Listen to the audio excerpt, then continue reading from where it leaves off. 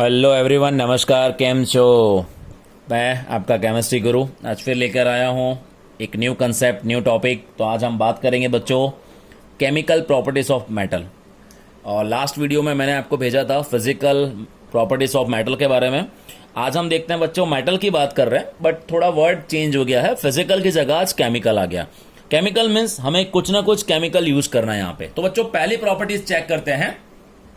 First of all, जब भी हम केमिस्ट्री पढ़ते हैं बच्चों तो आपको पता होना चाहिए कि कौन सा एलिमेंट, कौन सा मेटल कितने इलेक्ट्रॉन डोनेट करेगा और जो दूसरा एलिमेंट आपको दिया है वो कितना इलेक्ट्रॉन गेन करेगा। मीन्स आपको बैलेंसिंग आना चाहिए, आपको बैलेंसिंग का कंसेप्ट आना चाहिए। अगर आपको बैलेंसिंग का कंसेप्ट आ गया तो आप इस पूरे चैप्टर को इजीली समझ सकते हो। Okay, reaction of metal with oxygen. अब मेटल का रिएक्शन किसके साथ है बच्चों? ऑक्सीजन के साथ। मतलब आपको पता है कि ऑक्सीजन कभी भी मोनो एटॉमिक फॉर्म में नहीं होता, वो क्या होता है हमेशा डायटोमिक। That means O2। आपको याद क्या रखना है बच्चों? O2। तो यहां पे देखो, सबसे पहले almost all metal combine with oxygen. सभी मेटल ऑक्सीजन के साथ कंबाइन होते हैं और क्या बनाते हैं? मेटल ऑक्साइड, जो हमें याद है। अब यहां इस मेटल में आप सोडियम ले लो, मैग्नीशियम ले लो, एल्यूमिनियम ले लो, कैल्शियम ले लो, आप कुछ भी यूज कर सकते हो बच्चों। ऐसा नहीं है कि यहां पे जो एग्जांपल दिया हम वो यूज करें। आप कोई भी मेटल यहां यूज करिए। मेटल प्लस ऑक्सीजन, जब मेटल रिएक्ट करेगा बच्चों ऑक्सीजन के साथ तो हमें यहां पर क्या मिलेगा? Metal oxide. तो यहां पे मेटल ऑक्साइड मिलना चाहिए। एक एग्जांपल दिया बच्चों एल्यूमिनियम का। अब यहां पे क्वेश्चन क्या आता है? पहला क्वेश्चन यह आता है, सर यहां पे 4 क्यों लिखा, सर यहां पे 3 क्यों लिखा?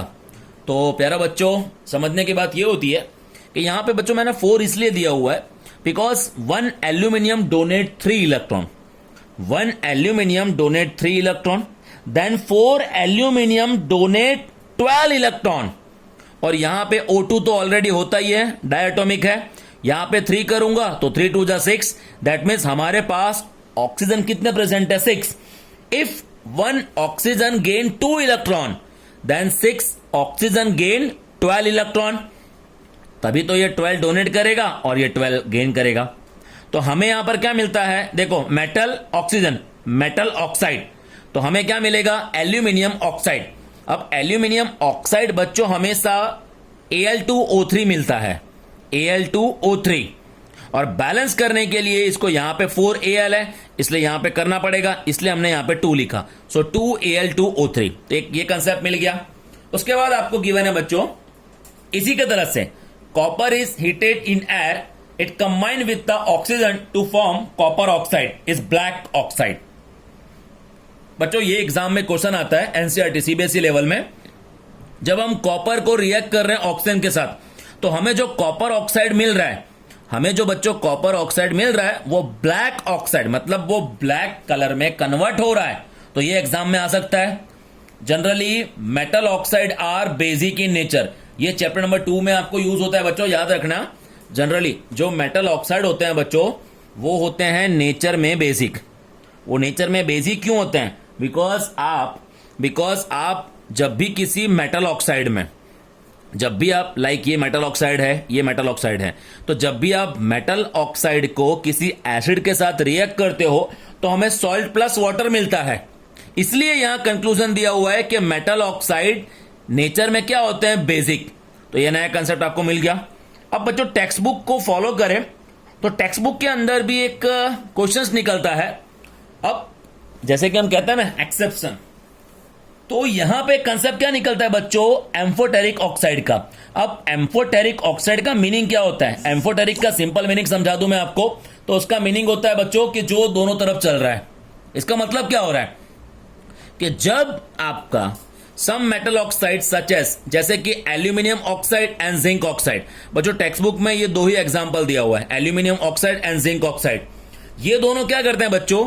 एसिड के साथ भी रिएक्ट करते हैं एंड आपके बेसिक के साथ भी रिएक्ट करते हैं। जब बच्चों ये दोनों के साथ रिएक्ट करें, दैट मीन्स एसिड के साथ भी एंड बेसिक के साथ भी, तो उसे हम क्या कहते हैं? Amphoteric oxide. तो आप देख सकते हो some metal oxide such as aluminium oxide, zinc oxide show both acidic and basic behavior, such metal oxide which react with both acid as well as base to produce salt and water। मिल गया? तो उसे हम कहेंगे amphoteric oxide बच्चों। तो यह आपका metal oxide है। ये रिएक्ट किया हाइड्रोक्लोरिक एसिड के साथ और यहां रिएक्ट कर रहा है बेस के साथ, तो आपको यहां पर मिल रहा है सॉल्ट प्लस वाटर। तो यहां पर मिलता है बच्चों इन दोनों में से, ये दोनों याद रखने का, इसके बेसिस पे हमें जिंक ऑक्साइड का लिख सकते हैं। ये 6 बैलेंस करने के लिए लिखा हुआ है, यहां पे 2 NaOH बैलेंस करने के लिए। एंड बैलेंस करना हमेशा नेसेसरी होता है, बहुत जरूरी होता है, मैं हमेशा बच्चों को बताता हूं। तो यहां पे आपको क्या मिलता है बच्चों, सोडियम एल्यूमिनेट। अगर आप जिंक ऑक्साइड की प्रोसेस करोगे यहां पे, तो आपको यहां मिलेगा बच्चों जिंक, यहां पे क्या था सोडियम एल्यूमिनेट, तो यहां आपको मिलेगा सोडियम जिंकेट। ओके, कुछ नहीं करना है, सिर्फ आपको यहां पे मिल जाएगा सोडियम जिंकेट। सिर्फ आपको एल्यूमिनियम है, तो आप समझ गए होंगे यहां पे ये टॉपिक। उसके बाद देखो, metallic oxide are insoluble in metal water. अब बच्चों जो मेटल के ऑक्साइड मिलते हैं वो वाटर में इनसॉल्युबल नहीं होते, लेकिन some of this dissolve in water, कुछ ऐसे होते हैं जो डिसॉल्व होने के बाद हाइड्रोक्साइड नोन एज अल्कली, वो हाइड्रोक्साइड बनाते हैं, that means OH minus ion, तो उसको बच्चों हम क्या कहते हैं, अल्कली। जैसे कि यहां पे आपको दिया गिवन है बच्चों, आप देख सकते हो sodium oxide and potassium oxide dissolve in water. यहां पे आपको बच्चों 2 एग्जांपल्स दिए हुए हैं। देखो सोडियम ऑक्साइड है मतलब Na2O H2O, इन दोनों को रिएक्ट करो तो आपको क्या मिल जाएगा, सोडियम हाइड्रोक्साइड जो कि अल्कली है, अल्कली दैट मीन्स बेसिक बच्चों। या आपका पोटेशियम ऑक्साइड, तो यह आपको मिल गया, H2 के साथ रिएक्ट करो तो आपको मिल जाएगा 2KOH, मिल गया आपको। दैट मीन्स ये आपका कंसेप्ट आई थिंक क्लियर हो गया होगा। अब बच्चों यहां पे क्या आता है कि ये जितने मेटल है आपका, sodium, magnesium, zinc, Fe, copper, Ag, silver, ये सभी के लिए कुछ ना कुछ कंसेप्ट दिए हुए हैं। तो मैं आपको समझाता हूं क्या दिए हुए हैं। Different metal react with oxygen at different rate. हर कोई मेटल बच्चों ऑक्सीजन के साथ रिएक्ट करता है तो वो डिफरेंट प्रपोजन में रिएक्ट करता है। जैसे कि सोडियम एंड पोटेशियम रिएक्ट, सो यहां पे कंसेप्ट आपको याद क्या रखना है बच्चों, यहां पे जब आपको बच्चों सोडियम एंड पोटेशियम है, वो क्या कहते हैं, बहुत ही हाईली रिएक्टिव मेटल है। वो इतने हाईली रिएक्टिव मेटल हैं कि बच्चों जब भी वो किसी वाटर के कांटेक्ट में या इवन मॉइस्चर के कांटेक्ट में आते हैं, ऑक्सीजन के कांटेक्ट में आ रहे हैं, तो ये क्या होते हैं बच्चों, तुरंत ही कैच फायर, वो तुरंत ही फायर ब्लास्ट कर देते हैं। Hence they are most reactive metal, इसलिए हम उसे क्या कहते हैं बच्चों, most reactive metal. Therefore to prevent accidental fire the metal, अब उस मेटल को कहां रखा जाता है स्टोर करके, कैरोसिन ऑयल में। ओके, तो ये क्वेश्चन निकलता है।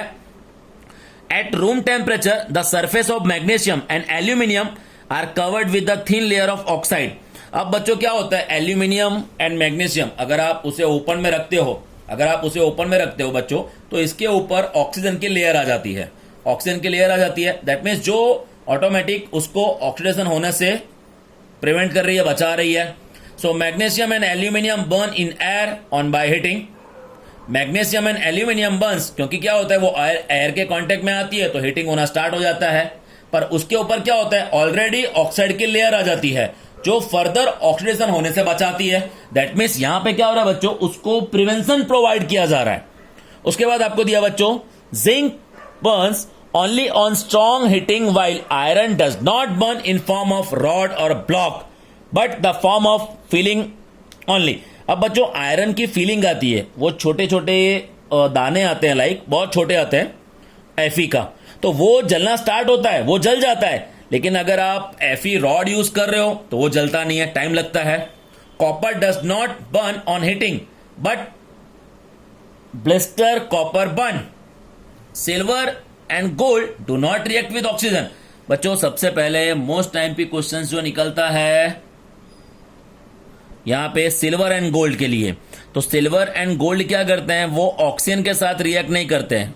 हाई टेम्परेचर हो, कैसा भी टेम्परेचर हो, वो रिएक्ट करते ही नहीं है, इसलिए इसके ऊपर कोई कभी भी कोरोजन की प्रोसेस नहीं हो पाती। Hence the order of reactivity, इसलिए इन मेटल की एक ऑर्डर ऑफ रिएक्टिविटी बताई है कि कौन ऑक्सीजन के साथ कितनी स्पीड वे में रिएक्ट कर रहा है, like sodium, magnesium, zinc, Fe, copper and Ag, ये सबसे हाईली रिएक्टिव है। उसके बाद ये देन डिक्रीजिंग ऑर्डर में आ रहा है आपको। ओके, अब ये आपकी एक प्रोसेस आती है बच्चों एनोडाइजिंग की। सो एनोडाइजिंग के प्रोसेस को हम कवर कर लेते हैं। ये बच्चों एक ऐसी प्रोसेस है, it is the process of forming a thick oxide layer on the surface of aluminium. Aluminium develops a thin layer of oxide when left in air. अब क्या होता है बच्चों, एल्यूमिनियम है, एल्यूमिनियम को रखा हुआ है एयर में, तो वहां पे क्या होता है, एक ऑक्साइड की उसके ऊपर लेयर आ जाती है। This oxide layer is protective and prevent the metal from further oxidation. अब ये एल्यूमिनियम है, एल्यूमिनियम के ऊपर ऑलरेडी क्या है, ऑक्सीजन की लेयर आ गई है। अब जब ऑक्सीजन की लेयर आ गई है तो फर्दर ऑक्सीडेशन वहां पे होगा नहीं। So this layer can be made more thick by anodising in the process. Clean aluminium articles is taken as anode and dilute H2SO4 as the electrolytic। अब बच्चों यहां पे क्या दिया हुआ है, मैं आपको सिंपल समझा दूं। एल्यूमिनियम कहां पे लिया हुआ है, एनोड के ऊपर, ओके, बिकॉज प्रोसेस का नाम है एनोडाइजिंग, वहां एनोड के ऊपर आपको दिया हुआ है, और डाइल्यूट H2SO4 का सॉल्यूशन दिया हुआ है आपको। When electric current is pass, जब हम बच्चों इलेक्ट्रिक करंट पास करते हैं, सो O2 gas liberated, O2 gas आपकी वहां से बाहर निकल जाएगी, which react with metal aluminium to form a thicker layer of oxide on its surface। और वो क्या कर रहा है, मेटल जो एल्यूमिनियम का मेटल है उसके ऊपर जाके अपनी एक सरफेस बना दे रहा है ऑक्सीजन का। तो ये प्रोसेस क्या थी बच्चों, एनोडाइजिंग। ओके, मींस सभी प्रोसेस एनोड के ऊपर हो रही थी। इन शॉर्ट समझाऊं तो आपने एल्यूमिनियम का मेटल लिया हुआ है, उसके ऊपर ऑक्सीजन की लेयर आ रही थी धीरे धीरे, बिकॉज ऑक्सीजन H2SO4 में से रिलीज हो रही थी, लिबरेटेड मींस रिलीज हो रही थी, बाहर निकल रही थी। तो एक ये कंसेप्ट था बच्चों जो मैंने आपको बताया, reaction of metal with oxygen. मैं मेरे नेक्स्ट वीडियो में लेकर आऊंगा reaction of metal with water. तो तब तक के लिए बाय बाय, टेक केयर।